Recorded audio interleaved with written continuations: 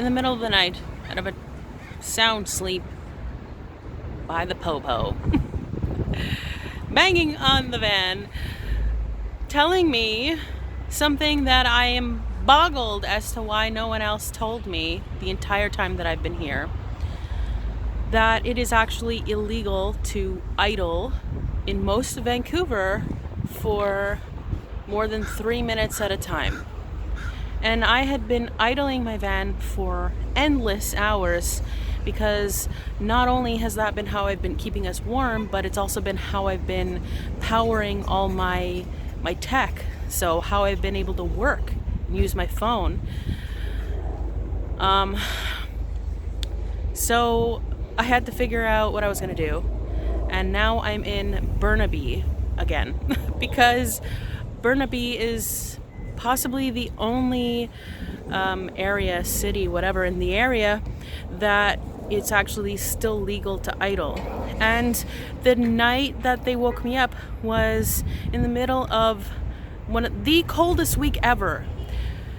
It doesn't snow in Vancouver pretty much ever, and there was a ton of snow because we were in the middle of an Arctic outflow. So it was extremely cold that week, and that's why I had the van running overnight, because I can't leave the buddy heater on overnight or my cats will catch on fire. So in order to keep us all alive, I left the car running. And apparently it's illegal to not only idle the van, but also to leave it unattended. So yeah, I'm in Burnaby now. And there's another development. So we're not gonna stay in Burnaby. I booked an Airbnb on the island, and that's where we're going.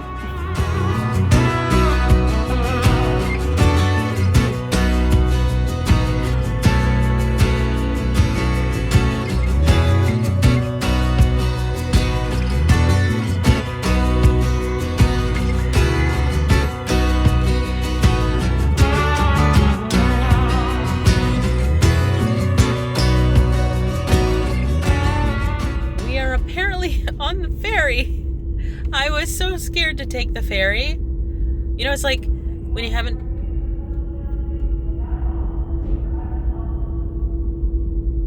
Literally no idea what they just said. But you know when you're going to take a flight and you're like anxious about it, thinking about what if I forget this or what if I forgot that or whatever. That's how I felt about the ferry. Just anxious, scared, and something told me that's why I should do it. To face my fear and get over it. And yeah, doing it, in the process of doing it, it's way easier than it was in my mind thinking about doing it or thinking about the potential of doing it. I will be staying in the car with the cats, in the van, whatever, with the cats throughout this whole 2-hour trip. Probably going to be quite boring. I don't even think we have internet access for the next 2 hours. There's nothing to do!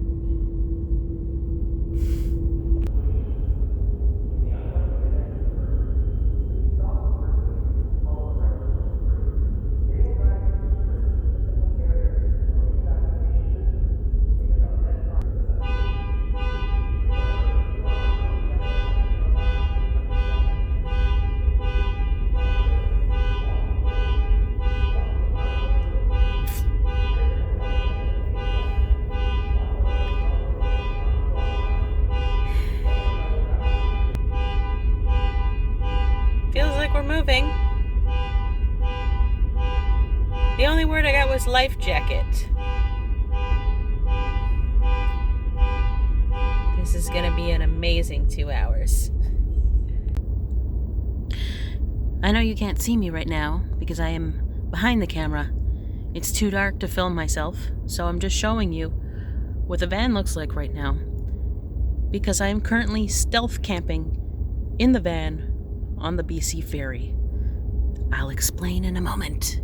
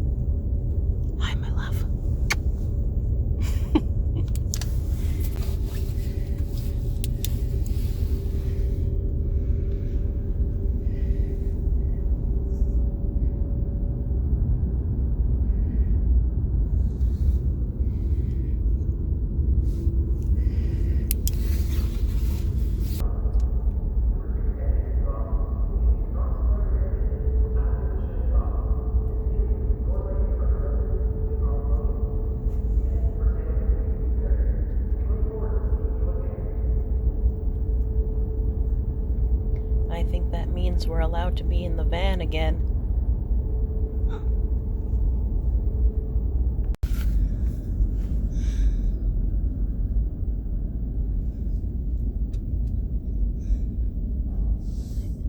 I think someone's in that truck.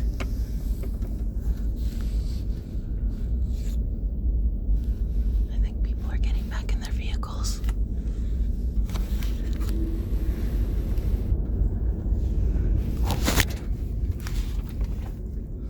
Is this the driver of that car? Oh, they're getting back in their van. Okay, we can come out now. Okay. Move, please. Have a seat, thank you. Okay, yeah. Whoa, we're just getting in here. Oh, look at that, we just got here. Ah, they're opening the door.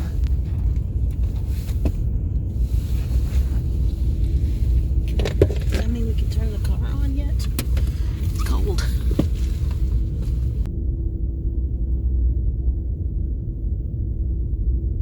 I'm just too cold to function.